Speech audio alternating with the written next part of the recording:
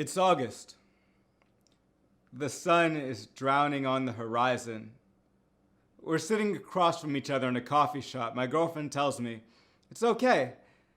You're the most optimistic person I know." She does not know what this means. Optimism is not seeing the glass half full. It's sitting in a burning building, not believing the flames will creep over to you. It's falling asleep warm and toasty while support beams melt over the exit routes. Optimism isn't a glass at all. It's a child sitting in the front row of a magic show volunteering to be cut in half. It's not questioning the illusion. It's believing she's not sleeping with anyone else after her disappearing act over the weekend. It's getting burned until you learn to become a candle. My girlfriend knew this was over long before I did, but positive thinking doesn't own any more than one egg basket, doesn't carry enough lifeboats to hold all of your defeat. Optimism is fear. It's being scared to face the obvious. She says, more people should be optimistic like me. And deep down, I want to believe her because I know optimism.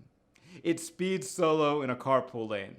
It expects a grand comeback in the fourth quarter. It attaches a motor to metal wings, then sets up ramps on a cliffside. Hope can't be held down by reason or gravity. And I'm sitting in this coffee shop begging her not to float away, holding on to her kite string in a storm. Optimism doesn't know how to just let go. After 4 years in one plan, in our plan, and looking on the bright side, doesn't see the foreshadowing. Misses all the warning signs the West Coast is due for another earthquake, but rent in San Francisco hasn't been higher. Optimism lives in a high-rise, doesn't dwell on tectonic shifts, never feels the tremors, doesn't see the breakup coming, doesn't have an escape route. Last night you did not come home. Optimism doesn't ask who you stayed with. In America, we're just so optimistic. Scientists say the sea level is rising around the coastlines. Optimism splashes in the waves, calls global warming a Loch Ness monster, does not believe in monsters, but somehow still believes in you. My girlfriend left that coffee shop last August. Optimism is still saving her seat, waiting for a grand comeback, keeps pinching its own arm. When you die in a dream, you wake up, right? You snap out of it. Desperation scans the rocks at the bottom of cliffsides, just looking for an alarm clock. Volunteers to be cut in half or into as many pieces as it takes to be something that you still want.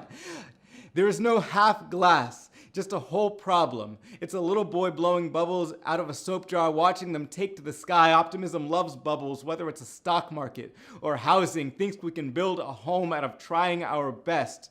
When our plane has already lost an engine and is spiraling downward, and you have just parachuted out to safety, optimism is still sitting down, looking out at the horizon, asking, have you ever seen a sunset like this?